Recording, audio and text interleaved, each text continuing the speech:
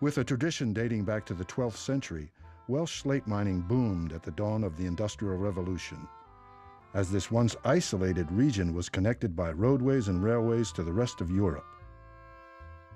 In the mid-1850s, with the strike of the slate workers and a depressed market for slate in Europe, hundreds of Welsh miners and their families made the difficult journey for the promise of freedom and economic prosperity in America.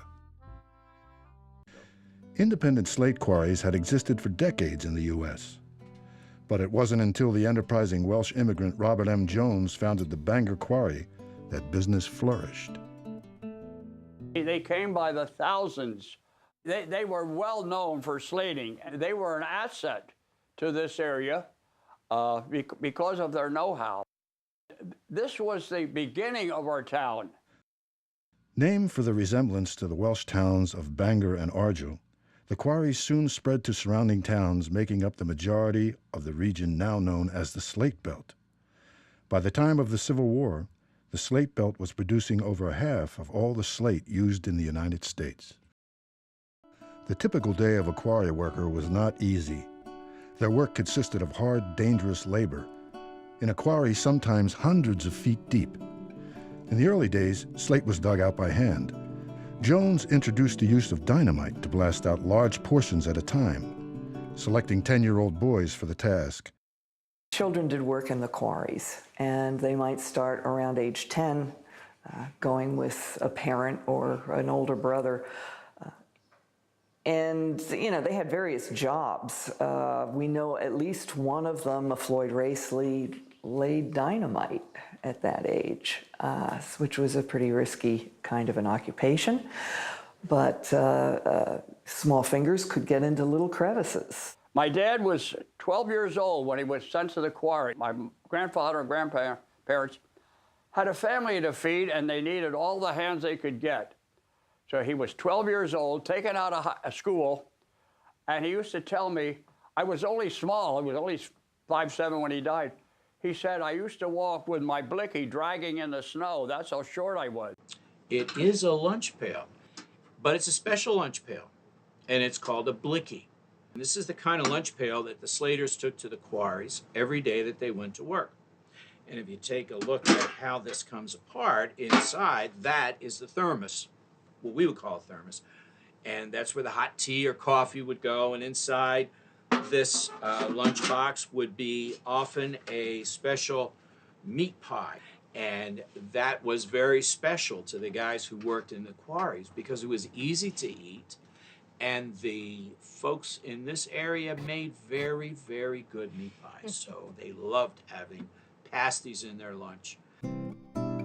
Through the Heritage Mural Education Program at Totskap Arts Institute, founder and director Jim Gloria instructs students firsthand in the incredible history of the slate industry, its culture, and heritage. By being involved in every aspect of creating a large-scale mural, students are bringing to life the stories of the quarry and the people who worked there. In fact, student painter C.J. Kaiser's father, uncle, great-uncle, and great-aunt actually worked in the quarry and are depicted in the mural. So, like when you got in, were you really young? And was it expected of you? Like, did you have all these stories, or was it just complete? Like, how did you end up there? What was it? I needed work. I knew family that worked there, and I was warned, don't go there, because you'll never get out. Okay. And that was one of the folklore. Once you get cut by slate, it gets in your blood.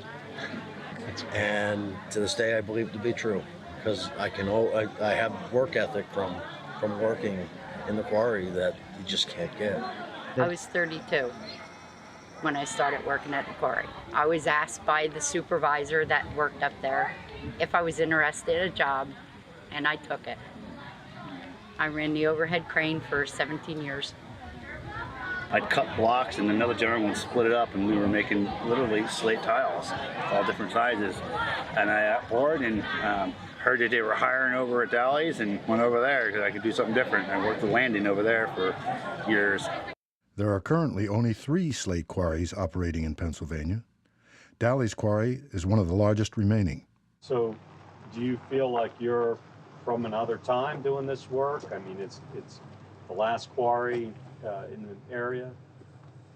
Yeah, you gotta be pretty nuts to work down there. Yeah. Yeah, a lot of people come and it's just they'll come and they'll leave like an hour later. It's What's the worst of the job? What do you think keeps them away?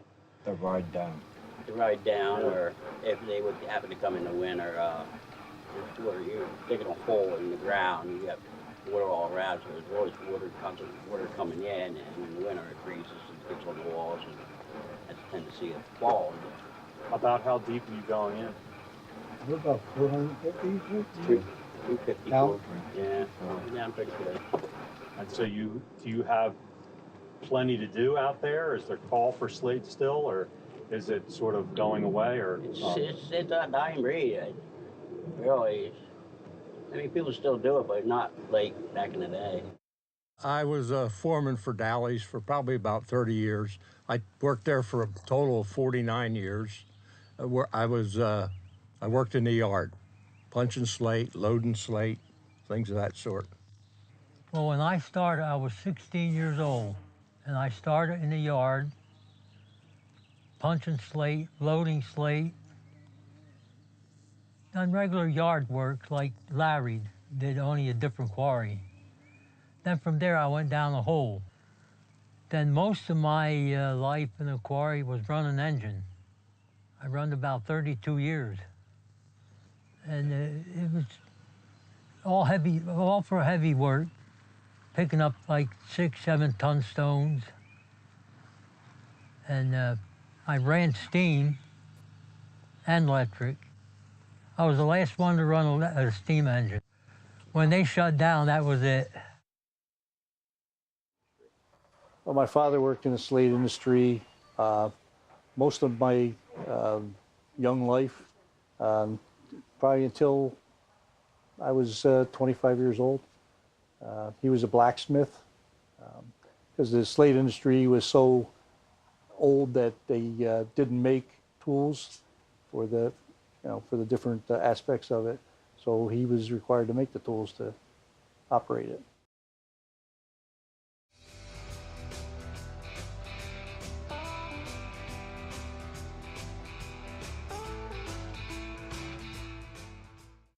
This steam hoisting engine was manufactured by the Corey Manufacturing Company, which was started by my great-great-grandfather, Solomon Corey, and he then turned it over to his son, Samuel Corey. He also had a milling business, a company right here in Bangor, and was used in the local quarries.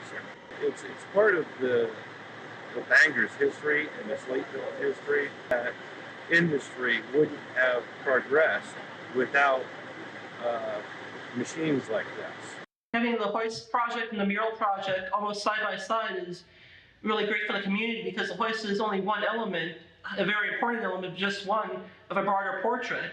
So having the mural just down the street where they can go from the hoist to the derrick and the cableway and the actual hole with the men working in there really gives you a much broader sense of how everything fits together. Why is heritage important? It gives you grounding. It's your roots. It makes you appreciative of the built environment that you have around you. You realize why certain things look the way they do.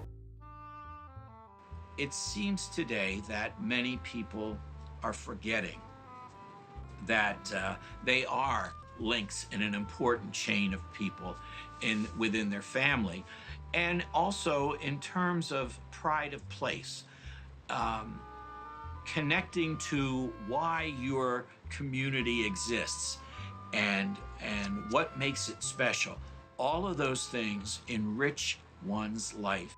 So what happened to this once bustling industry in Pennsylvania? The inefficiency of mining slate was always a factor. Even after the invention of modern mining tools, 65% of mined slate was waste, providing an opening for cheaper asphalt shingles as an inexpensive alternative roofing material. Social and political factors also played a part. World War I and World War II, the Great Depression. Each of these events contributed to the lack of demand from which the industry never fully recovered. The Slate Belt's legacy is still visible through the enduring slate products and art in existence throughout Pennsylvania.